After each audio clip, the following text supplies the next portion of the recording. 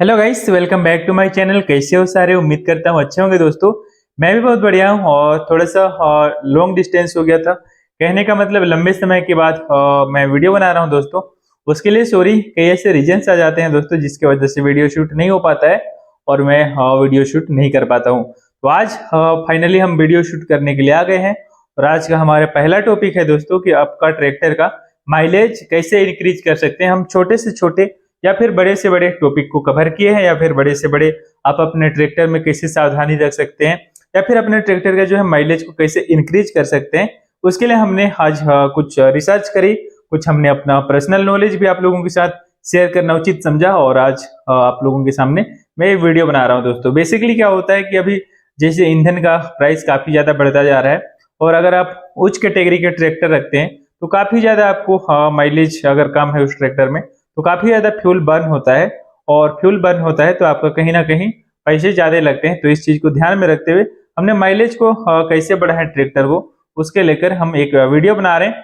तो चलिए दोस्तों इस वीडियो को शुरू करते हैं। दोस्तों सबसे पहला और मेन इंपॉर्टेंट टॉपिक होता है नियमित सर्विसिंग। अगर किसी भी चीज या फिर किसी भी इंजन की बात करते हैं तो उसका मतलब ये होता है कि आप ट्रैक्टर को या फिर किसी भी इंजन आप जो आपके पास है, लेकिन हम अभी ट्रैक्टर की बात कर रहे हैं तो ट्रैक्टर की ही बात करते हैं, नियमित सर्विसिंग करवाइए। फॉर एग्जांपल जैसे महिंद्रा में 250 घंटे कंपनी रिकमेंड करती है। हाँ, अगर आप 250 घंटे के अंदर ट्रैक्टर को सर्विसिंग करते हैं तो बिल्कुल आपका ट्रैक्टर अगर 10 साल तक भी आप चलाते हैं और अच्छे से रखते हैं तो कोई दिक्कत होने वाली नहीं है और माइलेज काफी अच्छी निकाल के देती है। फॉर एग्जाम्पल आप 250 से 260-70 भी चला दिए तो इतना ज्यादा कोई डिफरेंस नहीं है, लेकिन आपको 250 से 270-80 घंटे के अंदर ट्रैक्टर को सर्विसिंग एकदम करवानी ही चाहिए। क्योंकि अगर आप लंबे समय तक रखना चाहते हैं तो बहुत ज्यादा मैटर करता है आप अपने ट्रैक्टर को कैसे रखते हैं या फिर कैसे टाइम पे या फिर कितने आवर्स में सर्विसिंग करवाते हैं। जो भी कंपनी, मान लीजिए Swaraj, Mahindra, Massey, Farmtrac, जो भी हो, अपने कंपनी कंपनी के हिसाब से अलग अलग आवर्स का डिफरेंस रहता है, लेकिन कंपनी जितने घंटे में रिकमेंड करती है उतने घंटे के आसपास आप अपने ट्रैक्टर को सर्विसिंग करवा लीजिए, जिससे आपके ट्रैक्टर का माइलेज अच्छे से बना रहे। दूसरा चीज दोस्तों, सही गियर और आरपीएम का चुनाव आपको करना चाहिए।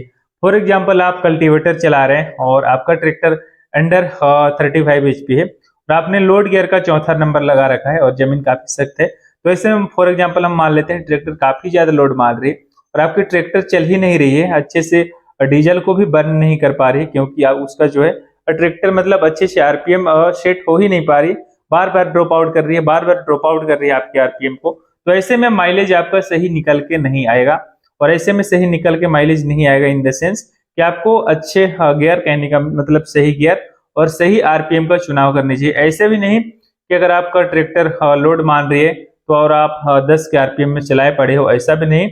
और ऐसा भी नहीं कि आपका ट्रैक्टर में 2500 फुल आरपीएम है और आपने 2500 ही खींच दिया। एक लिमिट आरपीएम जो होता है उस आरपीएम में चलानी चाहिए मैक्सिमम। अगर आप कल्टीवेटर वगैरह चलाते हो तो जमीन काफी नॉर्मल जमीन है, सख्त जमीन नहीं है और अच्छी खेत है, तो आपको वहां पे कम से कम 1400-1450 का आरपीएम लेना चाहिए जब आपका ट्रैक्टर चलेगी 1350 या फिर 1300 लगभग में, तो काफी अच्छी माइलेज निकल के आती है दोस्तों।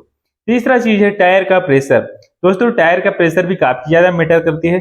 फॉर एग्जाम्पल आप कल्टीवेटर चलाने के लिए आपने ट्रैक्टर को ले लिया है और उसमें आप ट्रॉली वाला जो प्रेशर है पहले से जो ट्रैक्टर में भरा हुआ है हवा, उसी हवा में चला रहे हो तो ट्रैक्टर अच्छी से ट्रैक्शन नहीं बना पाती है और स्लिप मारती है। स्लिप मारती है इसका मतलब होता है कि आपका जो काम है उसमें टाइम ज्यादा लग रहा है और टाइम ज्यादा लग रहा है तो ईंधन भी ज्यादा ही लगेगी। तो आपका टायर का, अपने ट्रैक्टर के टायर प्रेशर को मेंटेन रखें। फॉर एग्जाम्पल आप ट्रॉली पे चला रहे हो तो उसी हिसाब से टायर का प्रेशर को मेंटेन रखें।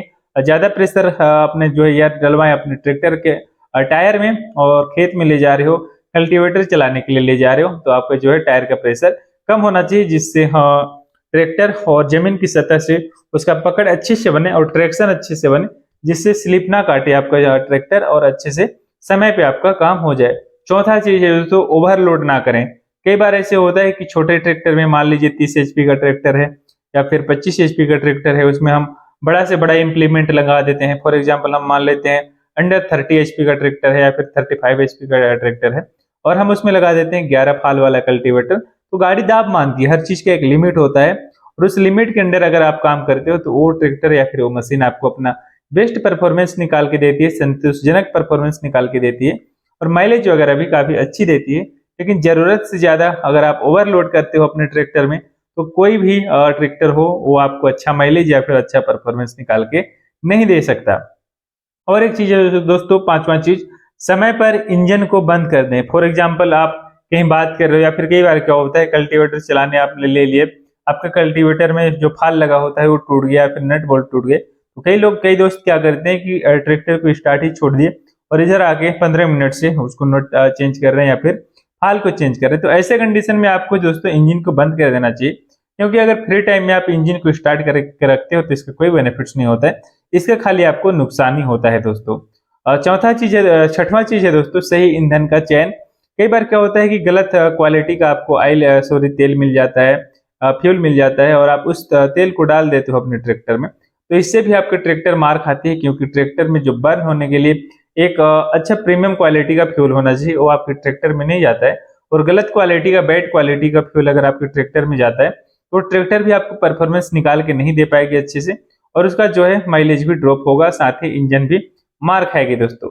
सातवां चीज है, सही समय पर एयर और फ्यूल फिल्टर को साफ करते हैं। दोस्तों एयर फिल्टर और फ्यूल फिल्टर को अगर आप समय पे अच्छे से क्लीन नहीं करोगे तो सही समय पे इंजन में हवा और फ्यूल का जो सप्लाई है अच्छे से नहीं हो पाएगा, और ऐसे में दोस्तों आपका जो है ट्रैक्टर अच्छे से माइलेज निकाल के नहीं दे पाएगा और साथ ही आपको पावर भी अच्छे से नहीं दे पाएगा, क्योंकि सही समय पे हवा और फ्यूल का मिश्रण अगर नहीं मिल पाएगा, ईंधन का जहां जरूरत है जितना उतना नहीं मिल पाएगा, तो जो है आपकी जो है ट्रैक्टर परफॉर्मेंस और माइलेज दोनों को ड्रॉप कर देगी दोस्तों।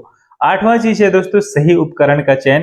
कहने का मतलब पहले ही जैसे मैंने बताया कि सही उपकरण का चयन करना चाहिए। अगर मान लीजिए आपका छोटा ट्रैक्टर है तो छोटे ट्रैक्टर के हिसाब से आपको उपकरण चयन करनी चाहिए, चाहे वो कोई भी हो, कल्टीवेटर हो या फिर रोटावेटर हो। फॉर एग्जाम्पल आपने 40 HP का ट्रैक्टर ले लिया और उसमें 7 फीट या फिर 9 फीट का रोटावेटर डाल दोगे तो परफॉर्मेंस आपको निकाल के ही नहीं देगा और आपको माइलेज भी नहीं देगा। तो ऐसे में आपकी जो है ट्रैक्टर को लेके आप भी सोचोगे कि यार क्या ही परफॉर्मेंस निकाल के दे रहा है और हमारा काम भी नहीं हो रहा है और ईंधन भी ज्यादा खपत कर रहा है।